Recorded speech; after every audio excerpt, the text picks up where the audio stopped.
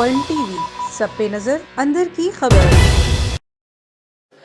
بینس colony Malir میں سرکاری اور غیر قانونی مویشی منڈیاں بیوپاری کو دونوں ہاتھوں سے لوٹنے میں مصروف۔ دوسری جانب بیوپاریوں نے بھی مویشیوں کے دام دگنے کر کے عوام کی مشکلات میں اضافہ کر دیا۔ ذرائع کے مطابق K M C D M C کے اعلی افسران کی مبینہ ملی بھگت سے بینس کالونی میں واقع مویشی منڈیوں کا ٹھیکہ من پسند و بااثر شخصیات کو دے دیا گیا، جبکہ دونوں اداروں میں موجودہ ٹھیکیداروں سے زیادہ رقم موجود تھی، جسے کے ایم سی اور ڈی ایم سی کے راشی افسران نے نظر انداز کر دیا اور کم از کم سرکاری رقم میں ٹھیکہ جاری کر دیا، جس کے بعد بھاری رقم وصول کی گئی۔ مذکورہ دونوں ٹھیکیداروں نے رقوم رشوت کی صورت میں دی جانے والی رقوم سود سمیت وصول کرنے کے لیے بیوپاریوں کو لوٹنا شروع کر دیا۔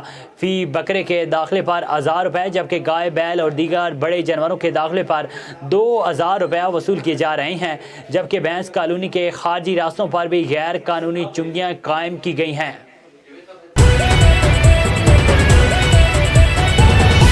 ورلڈ ٹی وی، سب پہ نظر، اندر کی خبر۔